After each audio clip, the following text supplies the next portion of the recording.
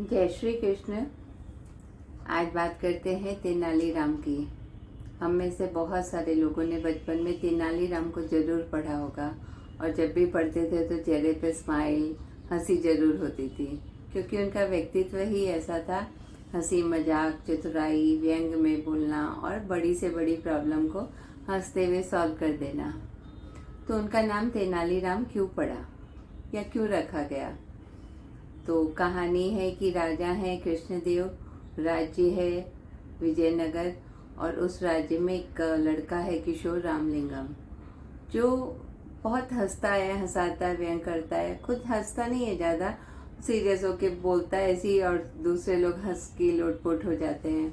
तो सब कहते थे कि रामलिंगम तुम तो जंगल में जाओ तो पौधों को हंसा दो, पेड़ पत्तों को और पत्थरों को, रोते हुए को हंसा दो। इस तरह से उनका व्यक्तित्व था रामलिंगम का, और सब चाहते थे कि वो उनके पास बैठे, बात करे और वातावरण बहुत आनंदमय हो जाए।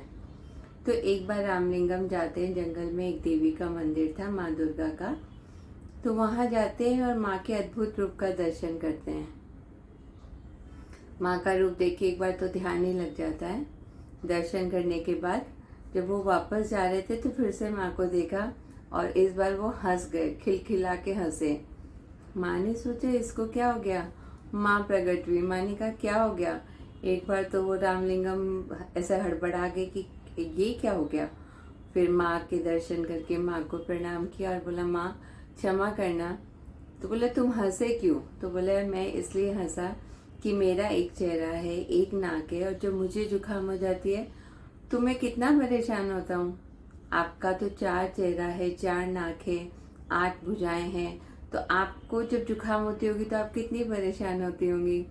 इस बार माँ खिलखिला के हंसी और कह रही थी, माँ ने आशीर्वाद दिया कि तुम्हारे अंदर जो ये हास्य का गुण है ये तुम्हारे लिए आगे बढ़े, तुम इसमें आगे बढ़ो और तुम्हारा और तुम्हारे गांव का नाम रोशन हो।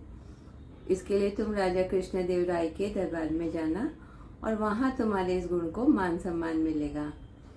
उसके बाद माँ अंतर ध्यान हो जाती है और रामलिंगम अपने घर आ जाते हैं, अपनी माँ को बताते हैं। तो उनकी माँ को जब पता चलता है, फिर आसपास के लोगों को पता चलता है, फिर वो राजा के दरबार में जाते हैं और वहाँ राजा उन्हें नियुक्त कर लेते हैं।